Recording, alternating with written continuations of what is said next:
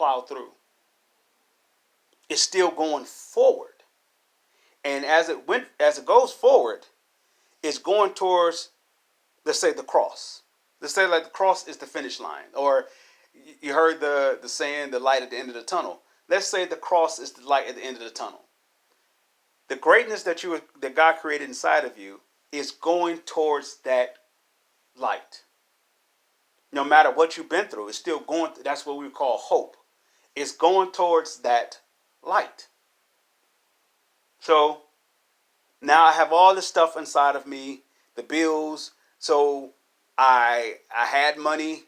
I blew all the money, whatever, and I had credit cards. I got myself in a lot of debt, and so now all this is on my shoulder, and I don't know what to do.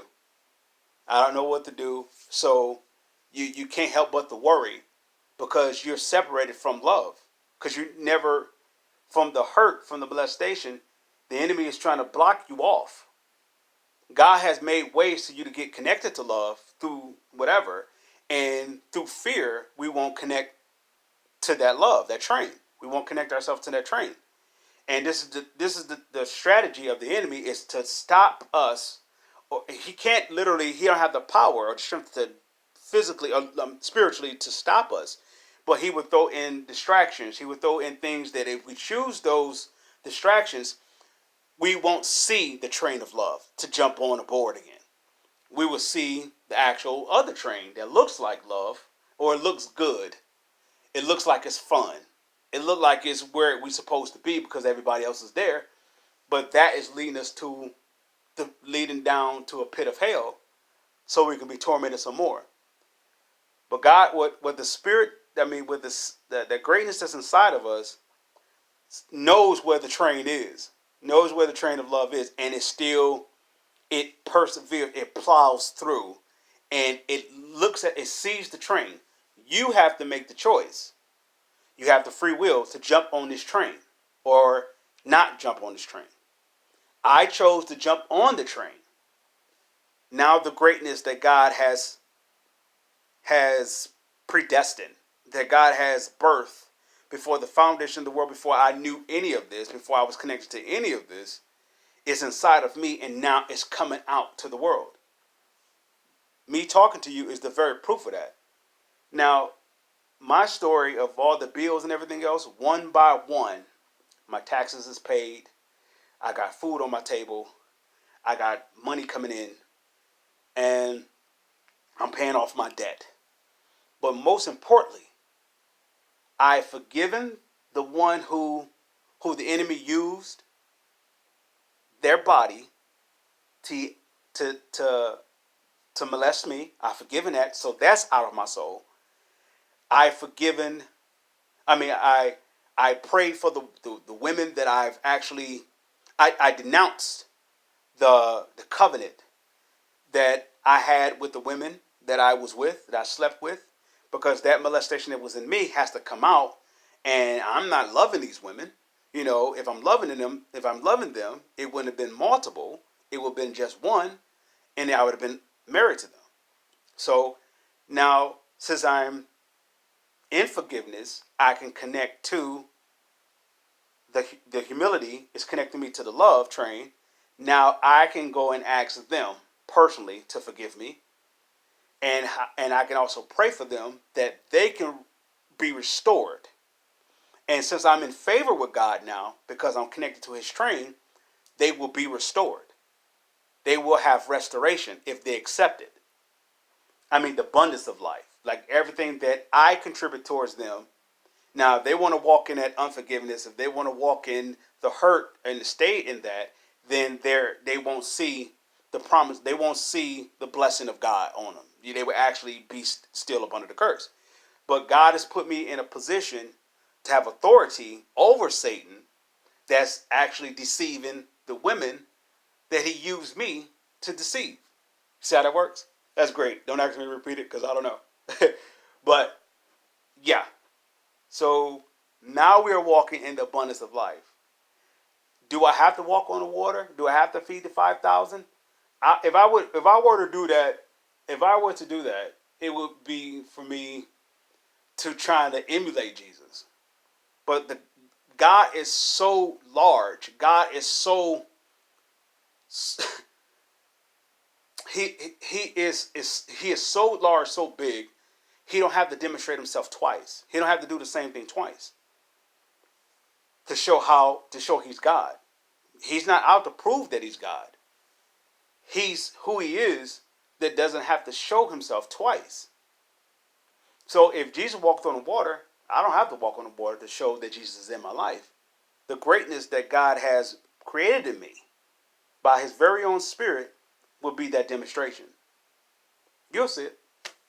With that being said, there's greatness inside of you, and we are in the series of forgiveness, and you have the choice, you have the power, you have the authority to get on.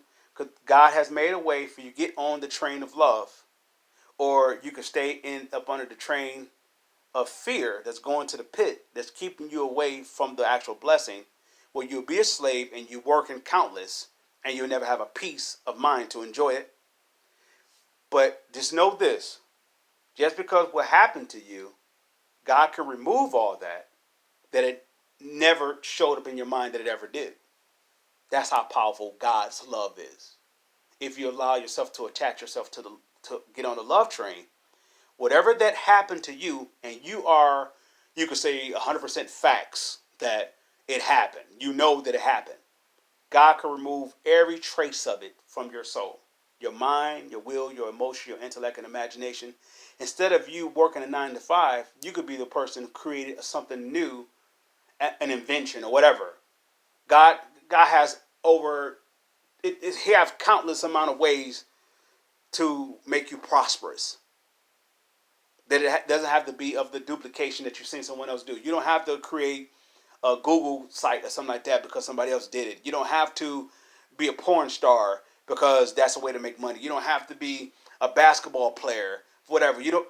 God is so large. He has a perfect, blessed, peaceful way, a loving way for you to be prosperous on this earth.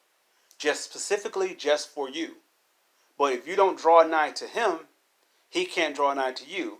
And going back to that, the reason why why I set up that way is because God is holy. He is 100% in love. He is love. Anything outside of love is an enemy to him. You may say, I'm not an enemy to God. Well, then you have to walk in his love. That means you will have his spirit inside of you.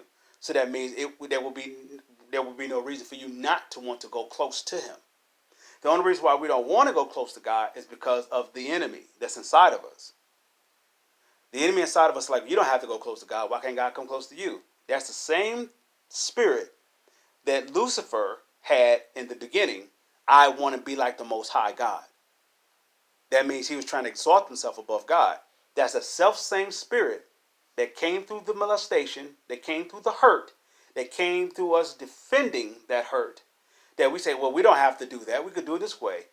How have you been prosperous from that? You're supposed to be sitting back and not calling shots or anything, but you're supposed to be sitting back and things chasing you down.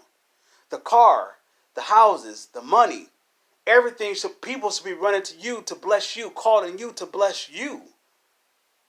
And you in the driver's seat saying, like, I don't want that. I don't need that. Because you don't really have to have it anymore. Because you are whole in love. Instead, you're so in debt to fear. Listen to what I just said. You are so in debt to fear, and hurt has held you a slave, that you'll rather work hard or try to do something manipulative or deceitful or dishonest to work less to gain. All that does is put you behind the 8 ball to work even harder, because now you have to watch people that's doing stuff for you of dishonesty. So you're working 3 times as hard doing it that way than you actually would be just to draw nigh to God. With that being said, my people of faith, you are the blessed. Let's be the blessing. Let's keep walking.